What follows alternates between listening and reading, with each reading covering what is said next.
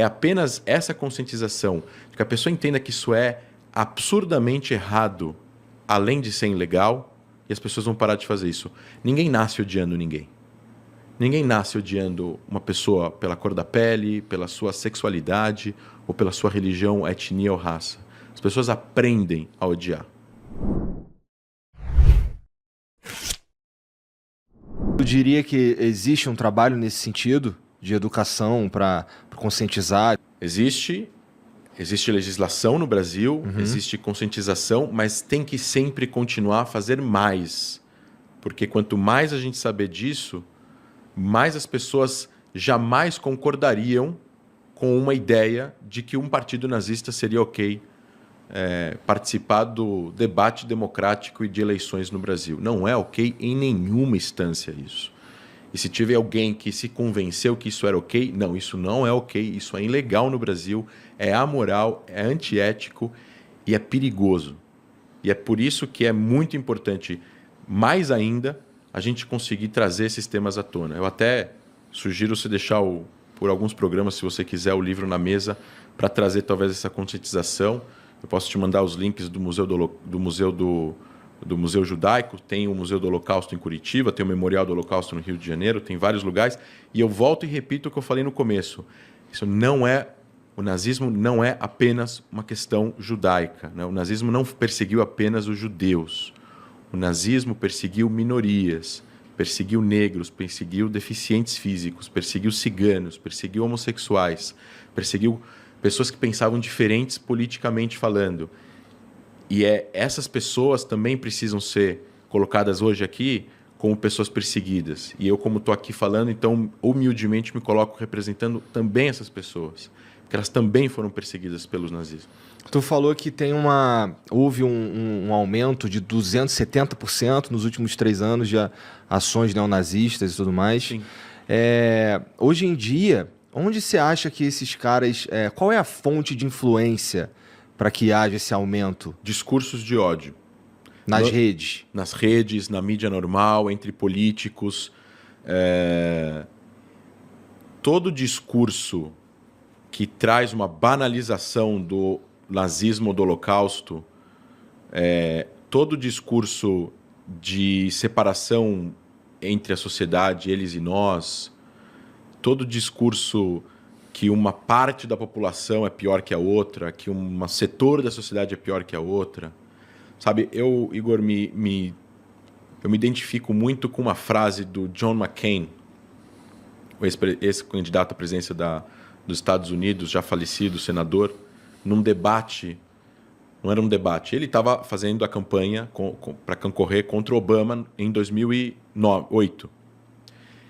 E uma pessoa pegou o microfone e falou: eu tenho medo desse cara aí, o Barack Obama, que o nome dele no meio é Hussein, ele ofendeu o Obama, falou que ele era um árabe, perigoso, terrorista, enfim, não lembro o que ele falou. E o McCain fez, não senhor, pegou o microfone da mão dele e falou: ele é um homem decente, um político decente, olha, com candidato concorrendo contra ele nas eleições. Ele falou: um candidato decente, um homem decente, que apenas diverge de mim em quase todos os assuntos que estamos conversando aqui sobre o futuro desse país. Mas é uma pessoa que ama o país, é uma pessoa que ama os Estados Unidos e ele rejeitou o discurso racista dele. Então, acho que é isso. Acho que políticos, pessoas que têm influência, jornalistas, acadêmicos precisam, sim, o tempo todo rejeitar esses discursos. Professores nas escolas, porque isso essas pessoas se influenciam por N coisas, né? Você tem hoje em dia acesso à internet. Recentemente teve um rapaz jovem no Sul que postou um vídeo, ele foi processado, fazendo apologia ao nazismo, fez a insinuação com o braço, falou as frases que se falavam na Alemanha em 1933 até o fim da guerra, e ele foi processado. Esse tipo de coisa, ele se retroalimenta entre eles e se alimenta de discursos de influenciadores que dão a eles coragem de continuar fazendo isso. Quando isso não acontecer, como isso não vai acontecer? Com educação, com processos jurídicos, com com a criminalização de discursos de ódio contra todas as minorias, não só contra uma minoria específica. A gente está falando aqui, no caso, eu fui convidado por vocês, eu vim, mas a gente está falando que o nazismo perseguiu outras pessoas e não só judeus, mas isso precisa ser feito em todas as instâncias da sociedade, porque é apenas essa conscientização, que a pessoa entenda que isso é absurdamente errado, além de ser ilegal, e as pessoas vão parar de fazer isso. Ninguém nasce odiando ninguém.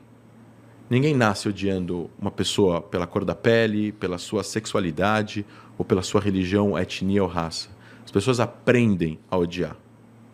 O antissemitismo, no caso, ele sempre existiu. Jonathan Sacks, que foi rabino-chefe da Inglaterra, já falecido, foi considerado Lorde pela rainha, ele dizia o seguinte, ele dizia que o antissemitismo ele foi montando ao longo da história. Ele começa com ódio aos judeus por causa da sua religião, ele vai mutando e de repente ele vira o ódio aos judeus por causa da sua raça ou etnia, e depois ele vira o ódio aos judeus por causa do seu Estado-nação, que é o ódio exacerbado e desproporcional que as pessoas têm ao Estado de Israel, que também é um tipo de antissemitismo. E não estou falando críticas ao Estado, eu estou me referindo à não legitimidade da existência de um país, de um lar nacional, o povo judeu, ou o combate ao movimento nacional judaico. Então, esse tipo de discurso que a gente precisa educar as pessoas. A gente precisa educar as pessoas o que é ok e o que não é ok.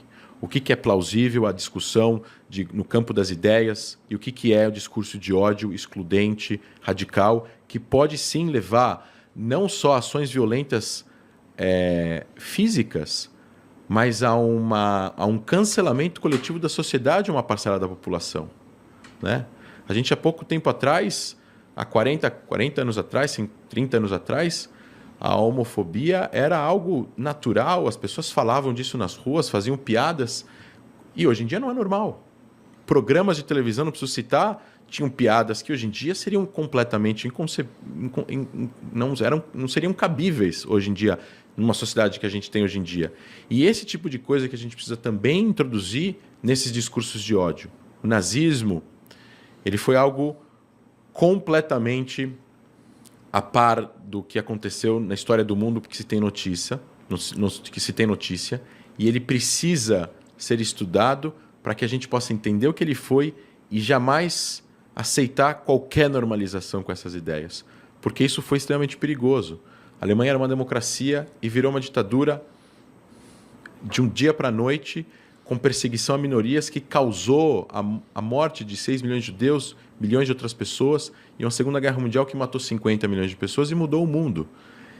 E é justamente isso que eu acho que a sociedade... A gente precisa se concentrar e talvez entender que a história é cíclica e que a gente está agora em 2022, mas em 2222 nenhum de nós vai estar aqui. E a gente precisa deixar um legado educacional, a gente precisa deixar um legado para essas pessoas, para elas entenderem que se a gente deixa de educar, se a gente deixa de lutar contra o totalitarismo, se a gente deixa de lutar contra o racismo, se a gente deixar de lutar contra esses preconceitos, eventualmente vão ter aqueles que vão se levantar e vão fazer isso de novo.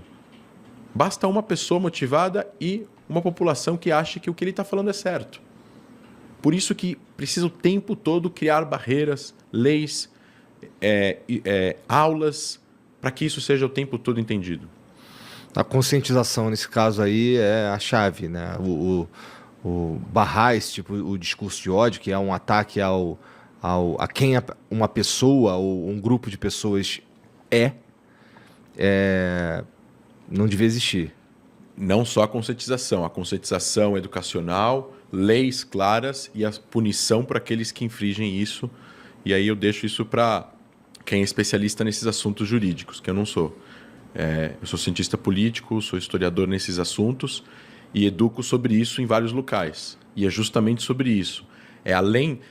Se a gente tiver uma educação e essa educação estiver cada vez melhor e cada vez mais inclusiva e cada vez mais acessível, vão ter cada vez menos atos e cada vez menos processos. Você enxerga no mundo algum lugar em que haja um movimento de ódio que está crescendo, alguma coisa assim? Eu enxergo que o populismo seja ele de esquerda ou de direita, seja ele de progressista ou conservador, como a gente quiser nomear aqui, ele é problemático. O populismo, ele mexe com as emoções das pessoas, ele mexe com o sentimento delas. E as pessoas deveriam lidar com a política de uma maneira diferente do que elas lidam, cito aqui o meu amigo René Cuquier, diferente do que eles citam, do que as pessoas lidam com futebol ou religião. Você torce para um time, o time perde, você continua torcendo para ele o tempo todo até ele ganhar, não importa quantas vezes ele perder. A sua religião, você vai continuar a mudar de religião porque alguma coisa aconteceu de ruim com você. A gente tem que tratar a política de uma forma diferente. A gente tem que tratar a política com mais razão, com mais lógica, com mais parcimônia e não com tanta emoção. A gente tem que olhar para os lados e ver o que está certo e o que está errado em todos os âmbitos políticos. Talvez tenha esses aqui que pensem coisas que são decentes e plausíveis, e aqui também. E conseguir chegar em coalizões onde, apesar de existirem várias discordâncias entre partidos, existe alguma coisa que eles concordam, e a partir daí seria uma porta para encontrar uma pacificação do cenário, do âmbito político. O populismo é perigoso.